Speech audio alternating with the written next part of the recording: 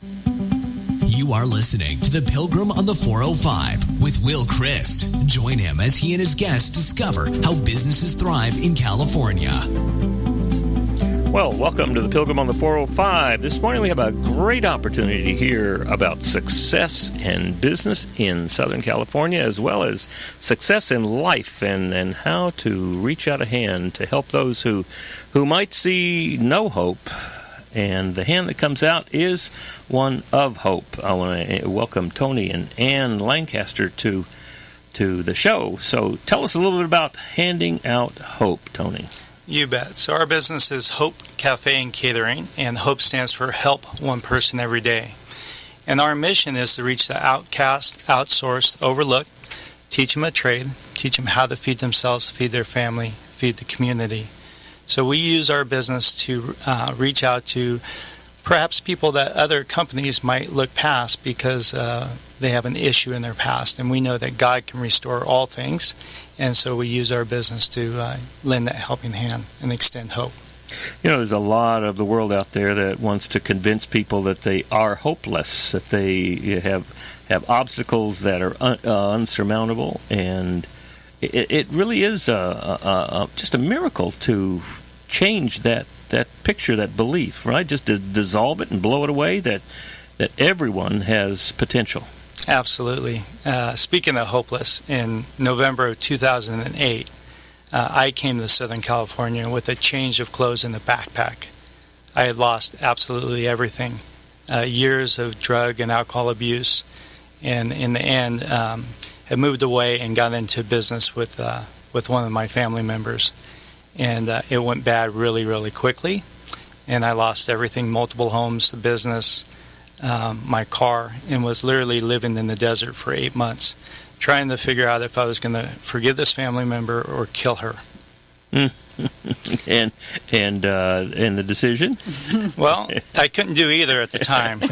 So I did know that, where do we go when we're in trouble? We go back home. And so my dad offered his home up. And so I made it back home and thought I was going to get sober. Unfortunately, the environment that he had wasn't conducive to that. And so over a short period of time, I was back to my old ways. And then one morning, I walked into his bathroom and I looked in the mirror, and in the mirror was the reflection of my head, but on my chest was just charcoal. And I actually fell to my knees and I called out to a God that I didn't know and asked him to either save me or take me. And he did both. It took a couple of days, but I called a 800 number for a helpline, and the guy on the other line said he understood what I was going through and he had some help for me. He told me to wait by the phone. It took 3 days to get that phone call back. When I got the call, they suggested that I come down to Covina, and I had no idea where Covina was. And so they told me, and I said, great. I said, I hope it doesn't cost any money because I have absolutely nothing left. And so they made arrangements. My mom actually was able to pay for my first month's rent as sober living. And so my little brother dropped me off with a change of clothes and a backpack. And as the story goes, he kicked me to the curb and said, good luck, sucker. And it was the same thing that I had told him years before when he was trying to get sober, and I was sober at the time. And so in that process of getting sober, I realized that not only did I need to stop drinking and using, I needed to pretty much change my entire life. And in that process, I needed to find this God that people were talking about, not the God that I grew up with, which was a damning God, one that didn't want a sinner like me, so I thought. And in that process, I began to have a different relationship. And during that process, that's when I met my beautiful wife, Ann. And we started this journey together. And she took me to the church for the first time. With a new set of eyes, and we started this process of healing and recovery, and starting to restore hope. And during that process, was pretty remarkable. So, Ann, tell us a little bit about how you got involved with this hopeless mess over here, right? Well, that's an interesting story, too. I had just gone through a messy divorce, and we had both were working for a mutual friend at the time, but we didn't know it. And this woman was instrumental in helping both of us and through our situations individually. And then it was at a bridal shower she was throwing for her daughter-in-law to be that she had Tony there to do the food, and I came to just help lend a hand and serve. And so we met in the kitchen, and I got to cut in here, Will. So I'm here cooking, and Ann walks through the door, and I say to the guy that's with me, I said, I'm going to marry that woman. Whoa! And he goes, you can't even get her phone number. Yes. And guess what? He was right. It took me 3 months to be able to get her phone number. Right. Yeah, so by then, I thought he'd completely forgotten about me. We had a lot of fun. We're laughing, and he was feeding me all kinds of yummy things in the kitchen. And so our mutual friend had called me a few months later and said, hey, would you like to have dinner with him? And I was just like, I couldn't even remember what he looked like. All I remembered was he had a mustache. And serving good food. And was a great cook. But I said, sure, why not? And the three of us actually had dinner together, which was nice to kind of break the ice, and started to get to know him a little better. And he was just very open and honest about his past, which did scare me at the time because I started, just what I had been through, and my baggage and his baggage, added up to be a whole lot of baggage, and so that was a little scary. But I could really see, how determined he was, and just God's hand in his life, and the changes he was making, the direction he was going. And so we just stuck with it, and we're just doing life together. He was helping me raise my 2 kids, and I just finished getting through school to get a job and get back on my feet. And it was really, I think, God ordained. We just, kept walking one step at a time, and doing what he was gifted at, which of course was cooking. And so we would do the catering together and started getting small jobs here and there, and started to build the business. Well, you mentioned the baggage. Would you say that's part of the transformation that you see at Hope Catering, that people have to let go of their baggage? They have to let it disappear, because as long as they're focusing on the baggage, the things in the past, that they are caught in that net. Right. And so, I guess one of the biggest fears of travelers is they lose their baggage. But isn't that one of the greatest gifts, is to lose your baggage? Yes, I would say so, completely. I remember the fire in Laguna Beach. We had just been here 2 or 3 years, and I was one of the last people out of the canyon. And so we were at St. George's Church, where I was working at the time, in Laguna Hills. And my wife came over from Riverside, where she was working at Cal Baptist University, and we thought the house had burned. Oh. And inside me was this relief. Oh, my goodness, we don't have to move that stuff again. Well, fortunately, the firemen put the fire out a tenth of a mile before, away from Summit.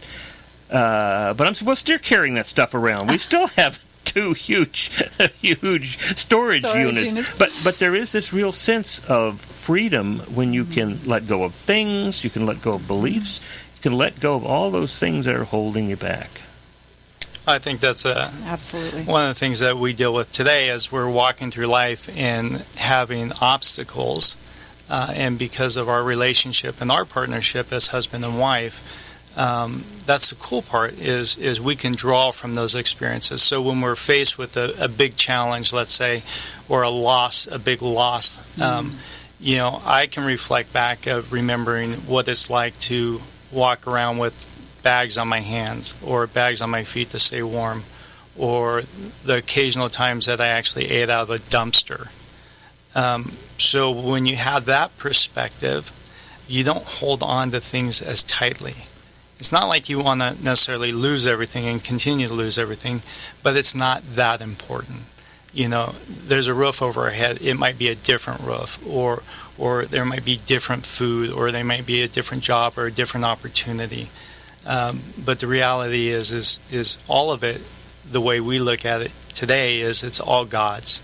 So whatever He allows us to share in, we're grateful for. Well, and I think that whole notion of one way to talk about would be adaptability. Another way would be looking toward what's coming, what's being presented to us, looking at the gifts rather than the burdens.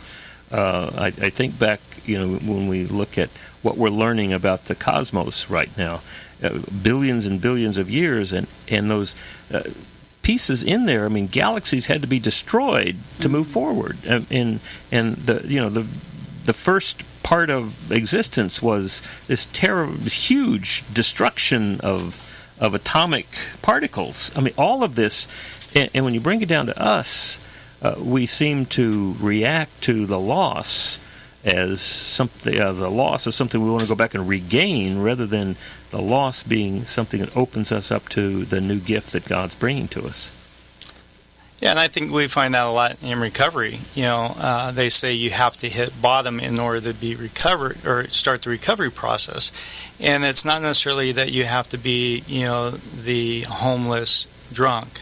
But if we can put ourselves into that state of brokenness to where we truly start off anew, a new beginning from the inside out, that's where we can rebuild our life.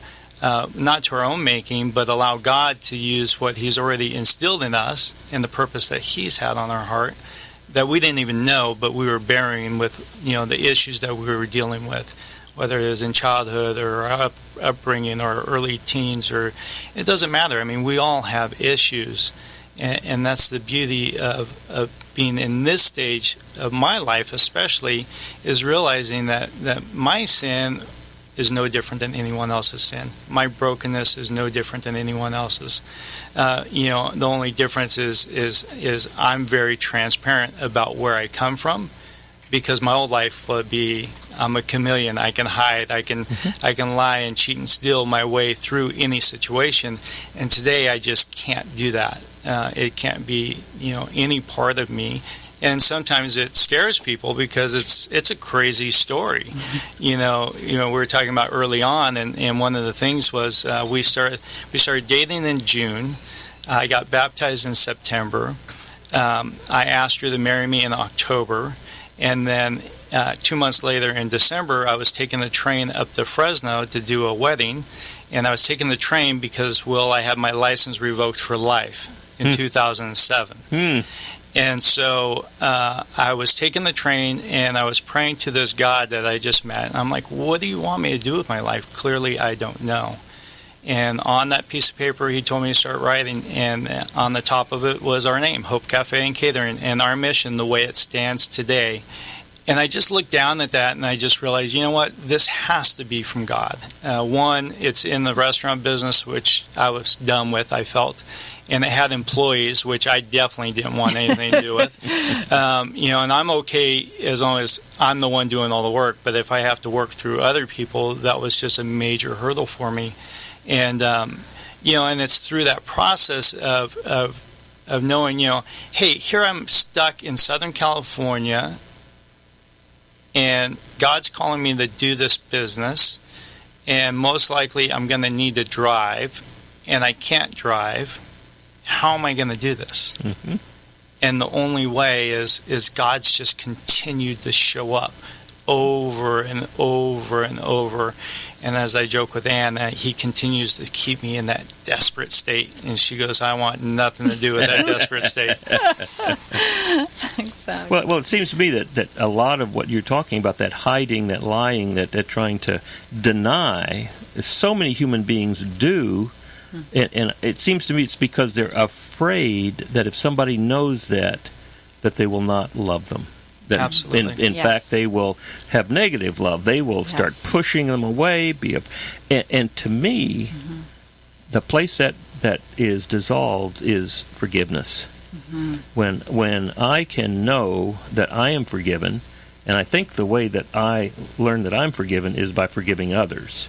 And in a sense, that's what Hope is doing, isn't it? Your Absolutely. Hope Catering is they are listening. You got to know the stories of the people who are coming. It's not like it's a secret. No. And it's helping them to recognize that in telling their story, that they are then forgiven, and they can experience that over and over. And once they know that they'll be forgiven, that's where I think the baggage gets let go of. Absolutely. I don't have to do that anymore. Yeah, I think that's one of the funny things when I'm talking to other business owners, and they're asking them about who we hire and how we go about that, and how can we take such big risks hiring a homeless person or somebody with a felony background or whatever issue they have. And I'm like, well, when you sit down and you look at a resume, how many things are missing off that resume? When you're having that interview one-on-one, how many things aren't said that are either glossed over or just not even mentioned? And the reality is with every employee, whether they have a glaring issue that they're walking through or in their past, everybody has stuff. And that's the reality. And so the cool part is I get to share about my stuff, which then opens up the opportunity for them to share about their stuff. Because that's the one thing, we have to have trust from the very beginning. We have to lay it all on the table and realize that, hey, God can take that mess and make a message and take us from hopeless to have hope. And how do we, share that hope, et cetera, if we allow it to be transparent. And I think that's the coolest thing. And it's very uncomfortable when I sit down with people, sometimes for them to share, because they might not be as far along as me in my recovery and might not want to share it because they're ashamed. And they feel guilt, and they feel less than. And they're afraid they'll be judged. Absolutely. And so when you talk about that recovery, I hear, when I hear the word recovery, I hear the recovery of my experience of my relationship with a loving God and other people who love me. Because it seems to me that a lot of the issues around abuse, around drugs, alcohol, you name it. I mean, all of these things that cry out, I will hide you, I will take care of you, I just do this and you'll be okay. Those are all false. But when we recover that sense that maybe we lost very early in childhood, even through foster families who were abusive or disasters, but when we lost that sense of being a child of God, loved by God and loved by other people around us in a community, that to me is the real recovery. Absolutely. And to be able to use our business, which we don't even call it our business, it's God's business, to be able to bring that hope and that joy back to an individual that maybe hasn't worked in a number of years. I mean, the first homeless guy that we hired through our partnership with Door of Hope, which is a nonprofit in Pasadena that has transitional housing for families, we hired him, and 3 years later, he bought his first house. I mean, to go from homelessness to buying your first home in 3 years, being unemployable to be employable, and then us helping him move on to better employment outside of us. It's not, hey, you have to stay here. It's like the whole point is we're there to help them in their journey. If it's 6 days, 6 minutes, 6 months, 6 years, it doesn't matter. It's not about what we're doing here today. It's trying to help them fulfill their purpose and identify what that is and help them and let them move on and make room for others. And back to the baggage, it's very difficult to fulfill our purpose if we still have hanging on to the baggage that other people have given to us that holds us back. And that to me is what that forgiveness is about, is you don't have to bring out all of the excuses and all of the places to hide and all of the reasons. You can let go. Yes. Because because there are places and people who will love you, and through that you can experience God's love for you. Well, so tell me, give me some stories about what's going on at Hope Café and Catering. Sure thing. We actually came into the business in 2012. I originally started with a family that owned existing catering company and came on board with them as a consultant. They were looking for an employee, and I went and met with them. And I said, well, God's got me called to do this thing. And I looked around this production kitchen, and I said, this clearly is not Hope Café and Catering. But at the same time, I was waiting. And so I said, I could probably help you for a little while. And I did. And then went away for a few months and then reconnected with them. And they owned some other businesses, some grocery stores, and they asked me to consult for them there. And then after a few months, they asked me to go back to Pasadena. And Mom, who owned half the business, was contemplating wanting to close down the business. And the son wanted to keep it, but really didn't want to run it. And so he asked me to go do an assessment of the business. And so we went back there and did an assessment, and then came back and said, I think you should keep it. This is what you can do for it to make sense. And he said, well, great, Mom still wants to sell it. You got less than a month to figure out how you're going to buy my mom out. Mm-hmm. And I took that home to Ann, and we did lots of praying and said, well, if God wants us to do this, we'll figure out a way. And sure enough, we were able to do that. And in that process, we had a business that was called Kilroy's Sandwich Factory, still our corporate name today. And then we had this thing that God was calling us to, which was the Hope Café and Catering, and there were two different entities. And at the same time, I also had my own catering company that we were doing just independent stuff on.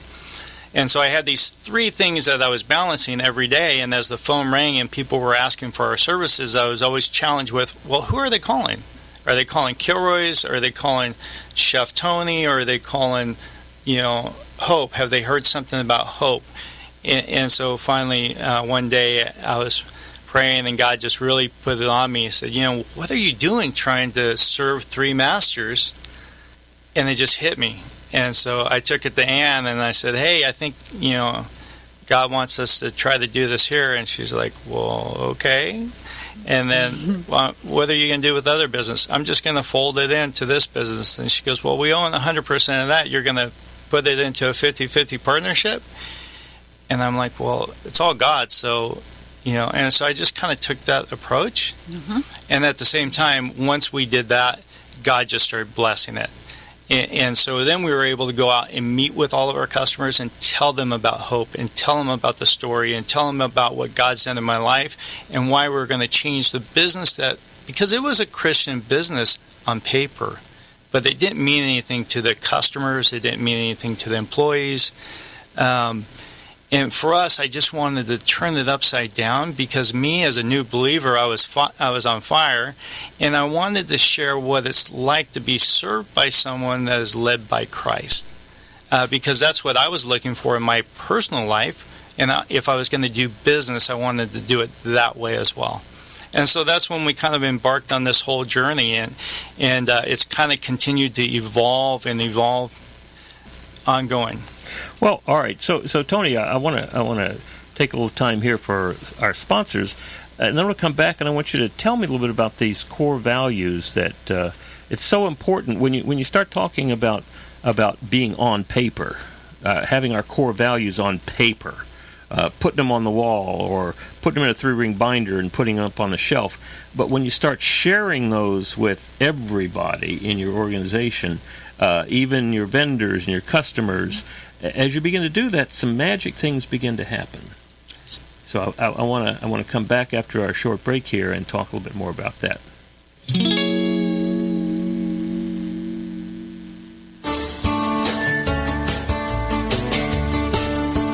Hi, it's time for another tip from Sandler Training. Traditional sales training teaches techniques on how to eliminate stalls and objections. Some are fancy sales moves, while others are programmed responses. Sales is a conversation, and I don't know how you can memorize every possible response for every sales situation. Also, the prospect has usually heard these responses before and has been turned off by some fancy sales move. When you really think about it, the only person qualified to address the stall or objection is the prospect. Ask the right questions, and you will eliminate stalls and objections. And that's another tip from Sandler Training, finding power through reinforcement. Well, welcome back to Pilgrim on the 405, where we were talking about hope for the hopeless. So, Tony, we were talking about, before we left, we were talking about how you take these values that people have, even as they begin to articulate them, and then share them with the whole organization. So tell us a little bit about what your core values are for Hope Café and Catering. Sure thing. So we have 4 core values. One is live generously. The second would be give grace. And yes, that's not a typo. Mm-hmm. Double grace. Yes. Compassionate towards all. And then the last is really the first, which is our first fruits commitment. And it's truly giving 10% of our sales to local churches, ministries, nonprofits throughout Southern California. Well, so go back and talk a little bit. Tell us your values speech. Tell us a little bit about each of those values, what those mean. Absolutely. So live generously. I think for us, it's so important for us. I mean, we're in our business all the time. So it's very important to not only live one way at home and live one way at church and live one way in business. For us, we need to live the same way everywhere we go. And so living generously is not only, it's sharing what God has blessed you with. So for us is our business. For us would be finances. For us would be our time, our talents. And it's being able to invest and give generously to those around us. Internally within the company, of course, is with our employees, for them to have a different experience than they would typically have in this type of work environment, to be able to feed into their lives, not only individually, but to their family, and invest in them because they are, they're part of our family. They're not just employees, they are our family. So I think it starts there, and then that kind of rolls over to our customers as well. It's not only giving them a great value in the food that we provide, but also giving them a great service, and also paying attention to what they're doing. And if there's a way that they're out there trying to serve the community, help support them in the way. And I think for us is really important is not get so fixated on who we're passionate about serving, but coming along other people that are passionate about serving and recognizing their passion and support them as well. Give grace. Grace is, we were kind of laughing about it, me and Ann, and it's easy to say, oh yeah, we got to give grace. And the first grace is always easy. Mm-hmm. It's the double or the triple grace. And then also recognizing that giving too much grace sometimes in certain situations can be harmful, not only to them as an individual, but to your business, to other employees, etc. And I've put ourselves in our business sometimes in bad places, giving too much grace. Mm-hmm. And I'm sure Ann would agree with that. Compassionate towards all is, for me, it's easy to forget where I come from. As I now drive down the street, because that Revoked for Life ended in February of this year. So after 10 years, I actually got my license back. But when I'm driving down the street and I see that person holding a sign and says something, I always keep some money in my car and or some other things to give away. And at the same time, sometimes I can't stop, and sometimes I call Ann and say, hey, on your way in, we did this the other day, there's a lady at this corner, and I've seen her a couple of times, and why don't you stop by and figure out if there's a way that we can help her? And it's so realizing that everybody has a story, mm-hmm. and we need to stop and listen and just wait. because, God puts people in our path for a reason. And we get so fixated, especially, me, I'm a fixer. I'm a guy. I want immediate gratification. I want to fix it now. But the reality is sometimes we just need to sit and wait and realize, what is God really calling us to do in this situation? And sometimes it's hand out money, and sometimes it's hand out food, and sometimes it's give them a job, and sometimes it's just stopping and talking to them and asking them what their name is. I mean, you'll be blown away if you take 5 minutes a week and stop your car, get out of your car, and walk up to someone that's on the side of the street with a cardboard sign, and just talk to them. Your life will change, and their life will change, because when they're in that spot, most of them feel like, they're hidden, that they have no purpose, that nobody's paying attention to them, that they don't matter. Mm-hmm. And what we're really doing at that point is denying that division that some other entity is telling us exists. And we're affirming our unity as children of God. Absolutely. Yeah, and it's just, Anne, the other day was the lady. It was one day I was in the kitchen, and I'm cooking, and, going crazy in the kitchen, and Ann comes walking in the kitchen. She goes, "Hey, there's a whole homeless family that I just brought in, and I want to feed them some food." And I walk out into our loading dock, because it's just a big commercial kitchen, and here we got 15 people that are sitting there. All right, so Ann, tell us what happened. What happened? Well, we have a Unity Center across the street from the kitchen, and they hand out food daily. And groceries, yeah. Yeah. And so this family, they had four kids and their mother and her husband, and they had gone there early, and either they hadn't gotten their shipment of food or something, and all they were able to give them was a package of cookies. And this was, probably about 8 o'clock in the morning. So here she's got these hungry kids and a package of cookies, and they're walking up the street, and she saw me in one of the work vehicles I had parked on the side street, and it had the logo that said Hope Café. And she said, hey, what is that, Hope?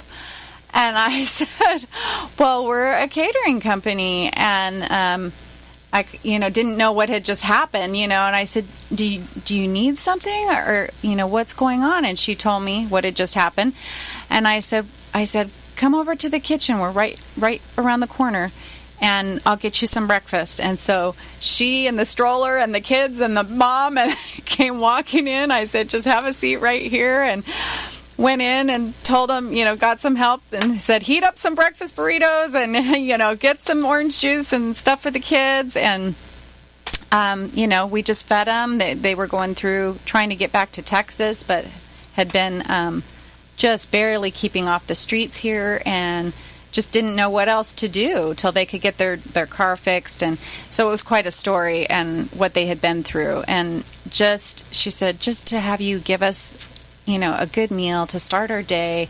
And then they went on and took the kids to the park. And well, all right, so how do we deal with this belief that somebody wants us to have, that if they're not taking care of themselves, taking responsibility for themselves, they don't deserve the handout?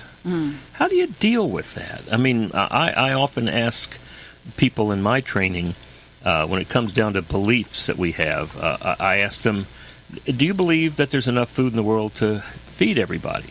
And without exception, every one of the people in the training says yes. And then I ask them, why are they hungry people? And so how do you deal with that as a provider? What do you say when we can't give food stamps to people who aren't working? When those kind of beliefs come out, what do we say? I think the important thing to remember that, we're just in the hotbed of homelessness. Mm-hmm. So, you go downtown LA and, they're just everywhere. And we do work down there as well. And the reality is the mental health issue is just phenomenal. Of course, there's drugs and alcohol and issues down there. And so the reality is, out of the 48,000 that are on the street down there, probably 10% of them don't even live down there. They actually have a home. They just are comfortable down there.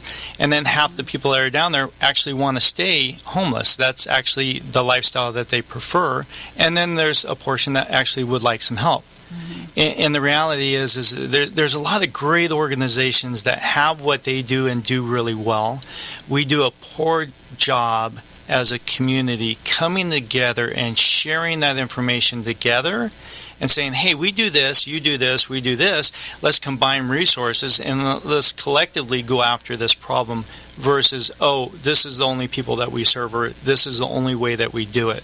And I think that's the cool part about us, and one reason why we're not a nonprofit is we can take our approach and do absolutely anything with our money.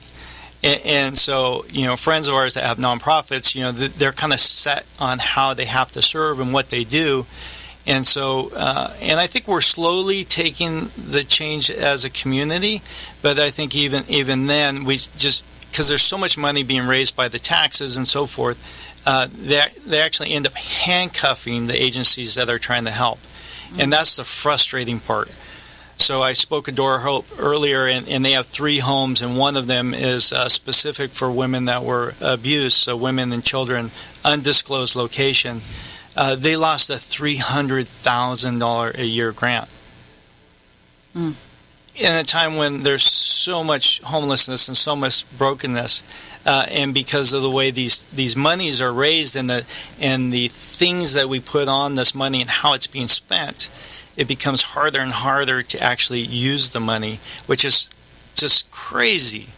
But the cool part is that was a great story too. Just a month ago, we had a small gathering of 100 friends that we did a dinner for, and we threw it out there to the group of friends. We said, hey, here's Door Hope. They lost us $300,000, and then one night we raised $250,000. Oh, that's wonderful. That's wonderful. That's amazing, yeah. It seems to me that's part of our responsibility here in Southern California.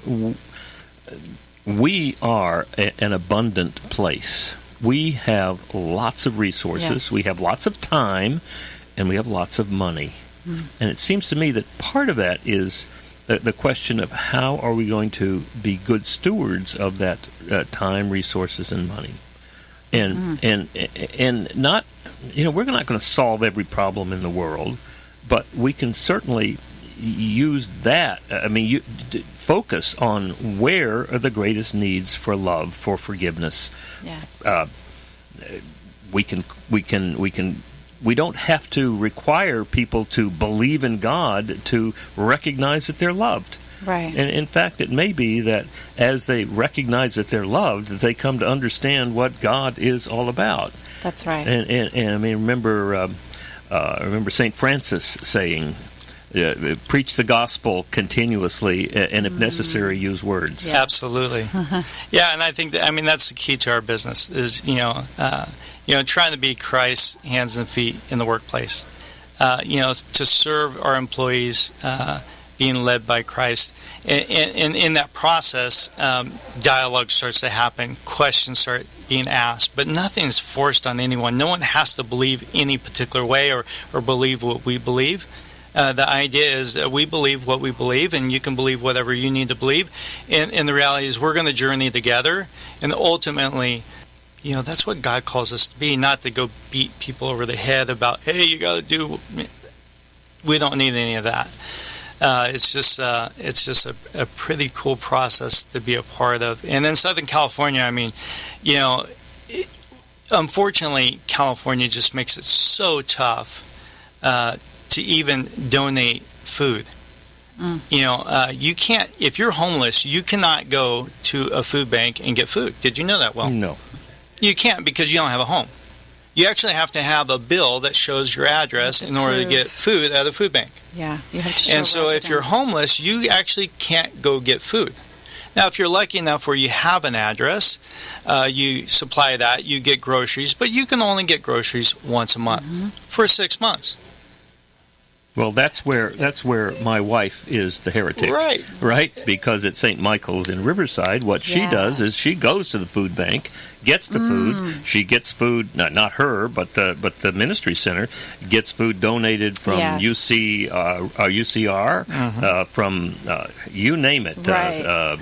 Sprouts, Starbucks. Yes. All of this food comes, and who cares? And then That's right. It's given away, and in fact, it's so interesting because it's all staffed by people who are homeless, so it's not a soup kitchen. It is really a community of hope for all people, and so what happens is people come in and their initial fear is, we can't give all this away, and what she says is, if you don't give it away, there's no place for the next batch. That's right. Absolutely. And so it's a continuous throwing away out to people, and so I think that's part of the way that we move beyond the baggage of we can't to why can't we? That's right. And that to me is what's exciting about business in Southern California, as we begin to recognize that it's not just a matter of politics and bills and laws. It's also a matter of us having core values that reflect the kind of core values that you have, and begin to share that with all, so that then we're looking for ways to serve rather than ways to simply follow the law. Absolutely. And I think we can get overwhelmed. I mean, the homelessness situation is overwhelming. And, me personally, I love going down and serving, and we'll go down and make lunch for 400 people and serve them in 45 minutes. And I just love creating that environment for other people to serve, but then it also gives me a chance to talk to people and share about hope. But for others, it becomes overwhelming. And like for Ann, it became overwhelming. How do we affect? And I said, just pick one. Have the effect on one. If we had every church in Southern California just take 10 homeless people and mentor and foster them, we would have no homelessness. Absolutely. So I mean, it's a huge number, don't get me wrong. But in the scheme of things, it's very small. Well, remember the story about the starfish. Remember the story?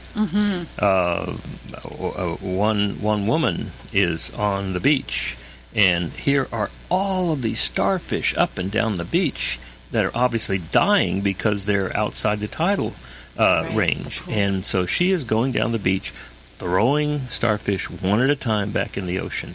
And a man sitting there smoking a cigar says, "What are you doing? You can't save all of these people. That's nothing. You can't.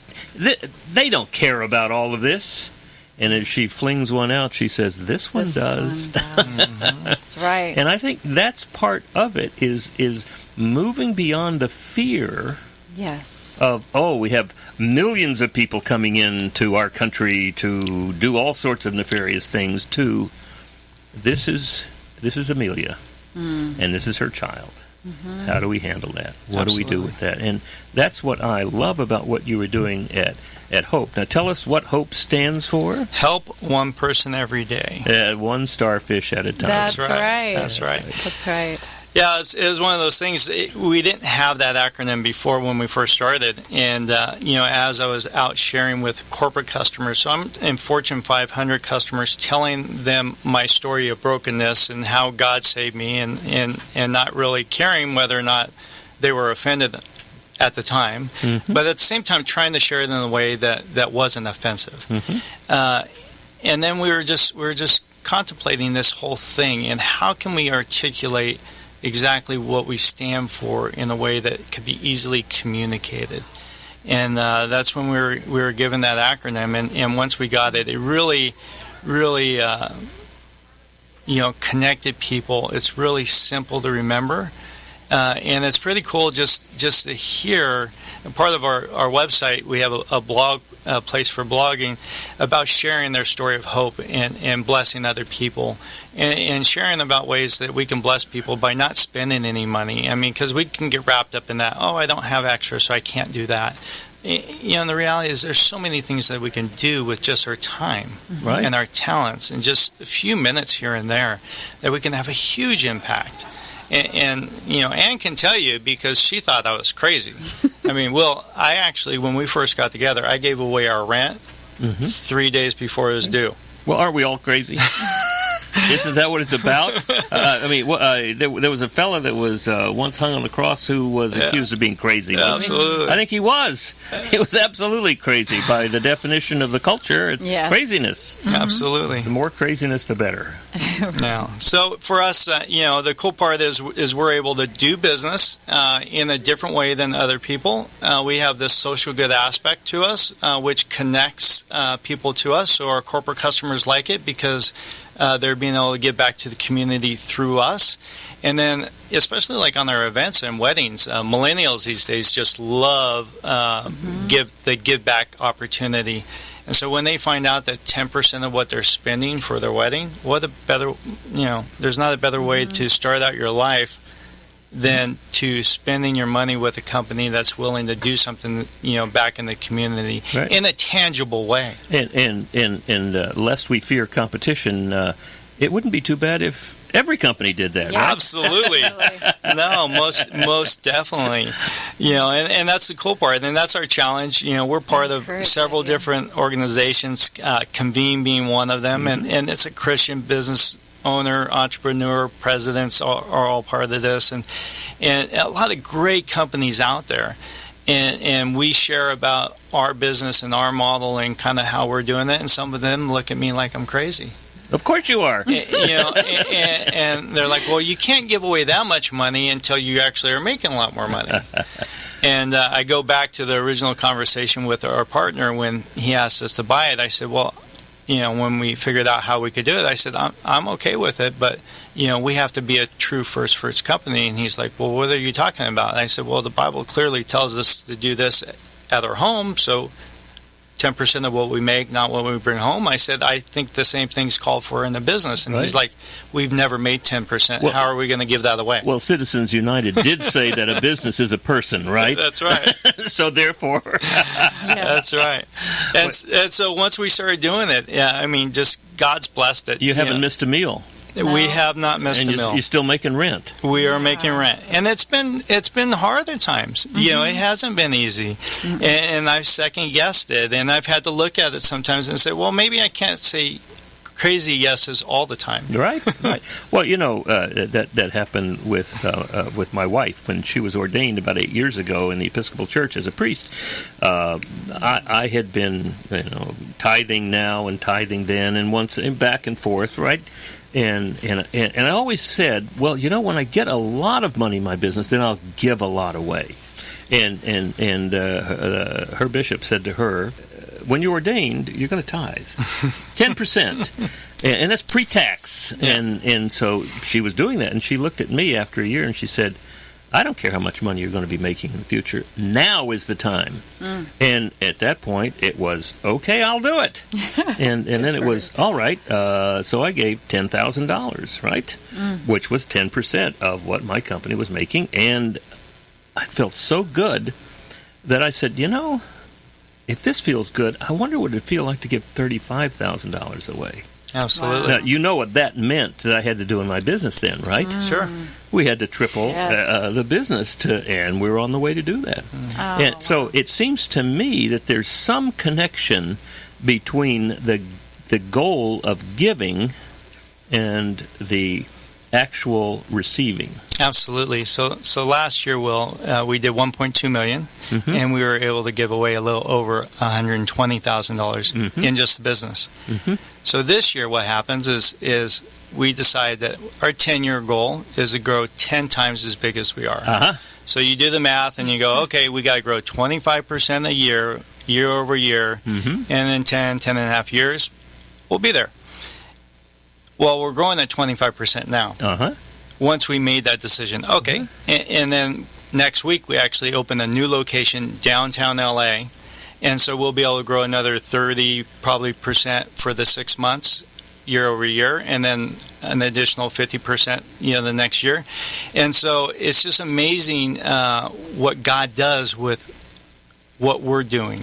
Meaning, we don't do it because we're going to get these rewards. It's like, hey, if you're going to take care of my people and do what I call you to do, I'm going to reward you because I know you're going to take care of it. Well, I would like to suggest that it is the way that the universe works. The universe works through abundance. Absolutely. And for some reason, someplace, we forgot that and began to think that the universe is really a scarcity place, and we have to have power and celebrity, and we have to grab for everything we can because it's scarce. And I think we see over and over in all sorts of scriptures, not only the New Testament with feeding of the 5,000 and healings and all of that, but in other scriptures as well, that the universe is abundant. And when we come to that awareness that in giving, back to St. Francis, it's in giving that we receive. Yes. Absolutely. And that the real secret to this is when you are committed to giving, then the universe responds with a lot of stuff that you hadn't anticipated. Yes. Amazing. Amazing. Well, thank you so much for being here. If people wanted to come eat or to hire you for catering or just wanted to talk, how would they get in touch with Ann and Tony Lancaster? Absolutely. You can always go to our website, which is www.hope, H-O-P, Cafe, C-A-F-E, and A-N-D, Catering, C-A-T-E-R-I-N-G.com. You can reach us there. You can always call us. Our phone number is 626-449-8757. And by all means, we would love to help out in any catering needs. We've done up to 15,000 people. We actually make everything from scratch in our 6,000 square foot kitchen, which is a pretty remarkable. How about geography? Geography, we're located in Pasadena, and our wheelhouse is a 10-mile radius. But the reality is we serve throughout Southern California, and we're one of the only ones that can do over 10,000 people with 48-hour notice. So we can do some pretty crazy things, and we have done them. And then you know what? Well, the cool part is we're available, whether it's a catering need or you just need someone to pray for you, or if you have some prayers for us, we are more than happy to answer the phone and have a conversation. We are not too busy to help somebody in their journey. It has nothing to do with our business. Well, I will tell Jen to put you on our list of potential caterers for our meetings. Well, this is wonderful. So glad that you were with us today. You have blessed us by your presence and by all the great things that you're doing. Plus, you're making a profit. Wonderful. How to make businesses thrive in California. You've been listening to The Pilgrim on the 405 with Will Christ. To hear more of the programs in this podcast, go to www.willchrist.com.